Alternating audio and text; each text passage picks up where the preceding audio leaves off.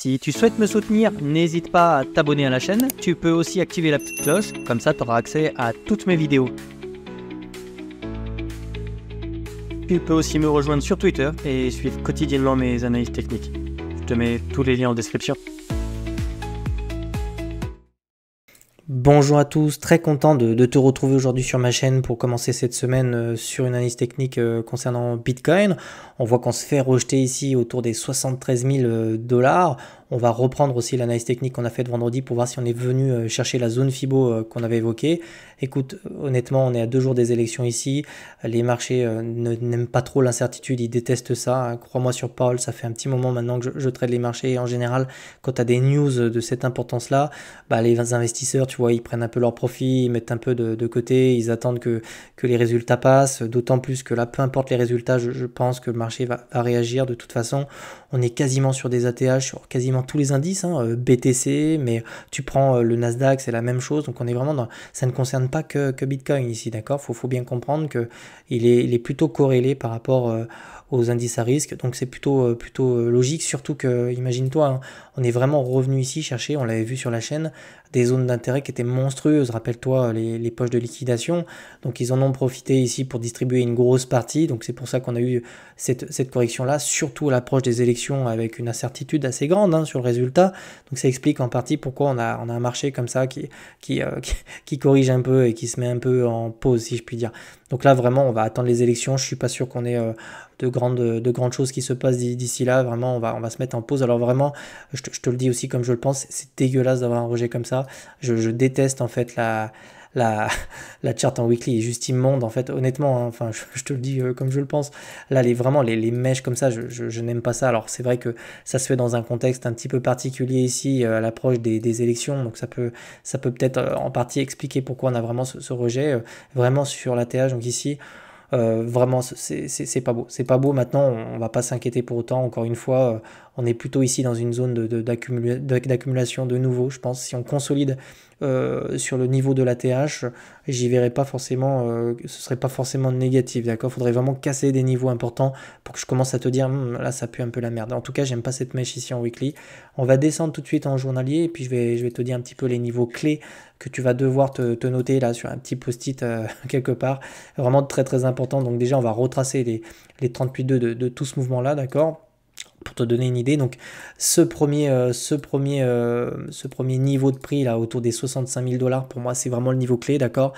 Si on commence à revenir se poser dessus et à le casser, je préfère te le dire, on s'exposerait vraiment, donc ma flèche s'il vous plaît, on s'exposerait vraiment, tu vois, un retracement un peu plus profond. Ok, là il n'y a pas grand chose ici.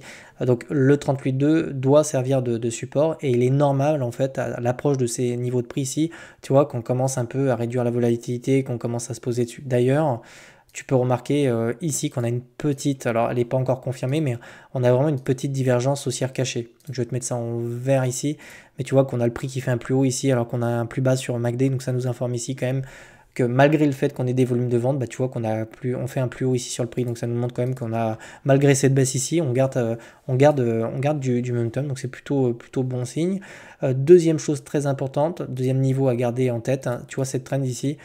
J'aime bien la convergence en fait de niveau de prix, comme ça me permet vraiment, dis-toi que plus tu as des convergences comme ça sur ce niveau de prix, sur des niveaux de prix, et plus le support ou l'intérêt sur ce niveau de prix sera grand, d'accord.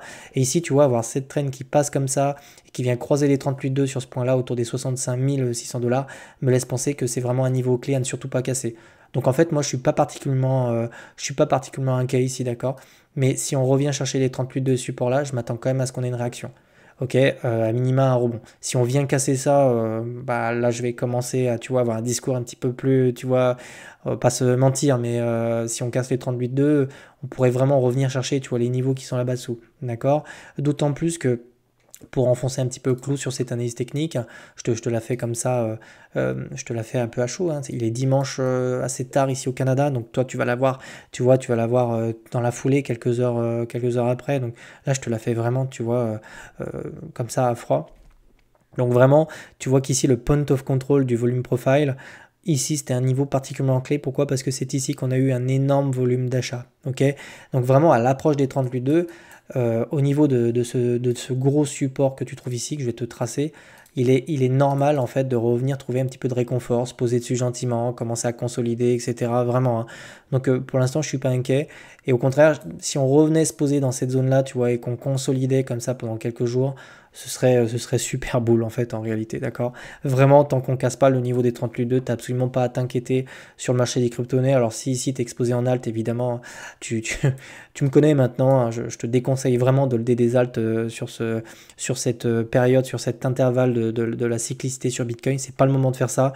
Le moment, il est plutôt de se positionner en fait sur BTC pour éviter de s'exposer en fait à la volatilité. Tu vois, t'as même des alts qui font des ATL et tout, c'est vraiment pas beau.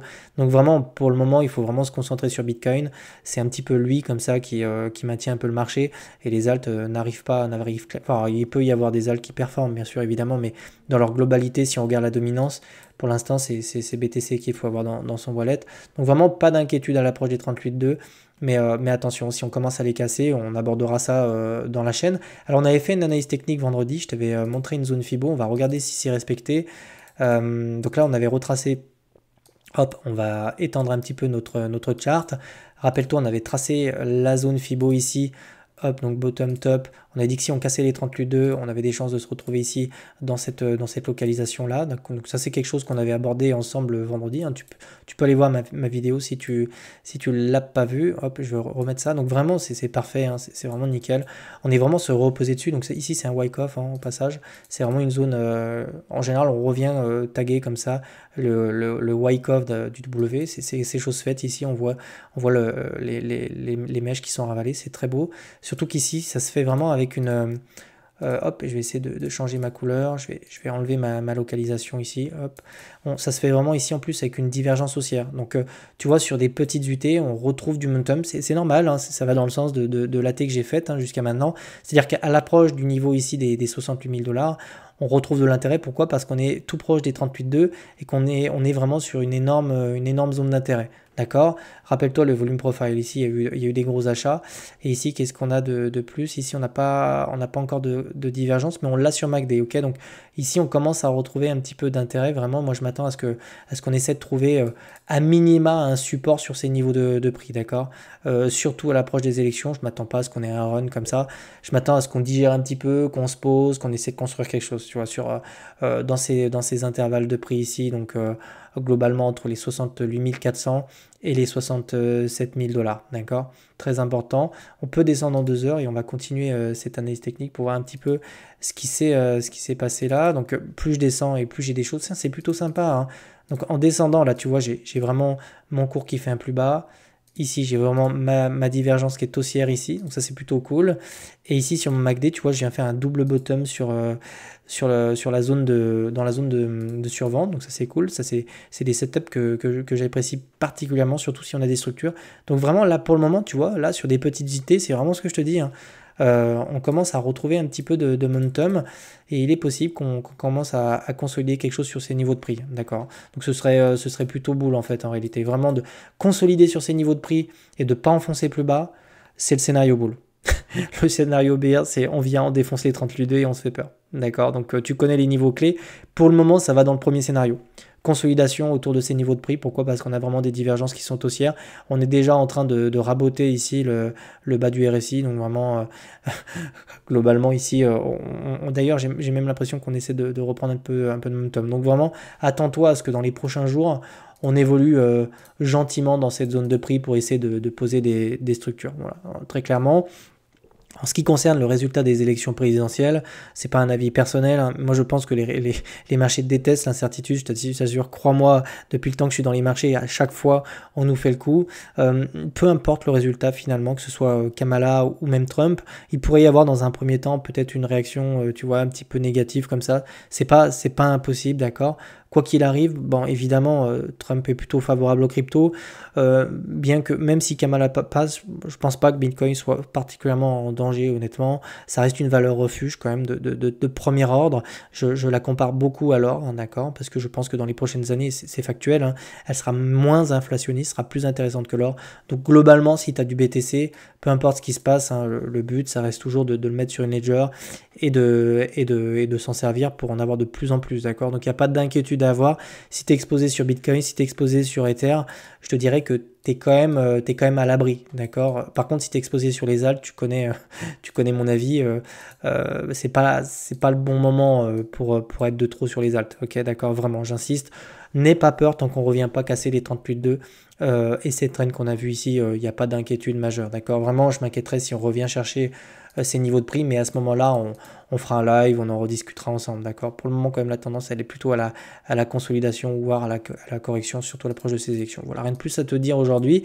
Si tu as suivi également le live sur la chaîne, tu sais que j'ouvre BitLearn, il y a les préinscriptions, donc tu peux t'enregistrer si tu as envie d'apprendre à mes côtés. Ben écoute, c'est ouvert, donc n'hésite pas. La vidéo de préinscription sera disponible également sur ma chaîne YouTube, donc tu pourras la consulter. Je te montre BitLearn, je te montre toutes les features, les fonctionnalités qui seront dedans à la sortie. Donc tu es le bienvenu si ça t'intéresse d'apprendre l'analyse technique à mes côtés, d'accord? Je te souhaite une excellente journée et puis je te retrouve demain pour une nouvelle analyse technique. Ciao, ciao!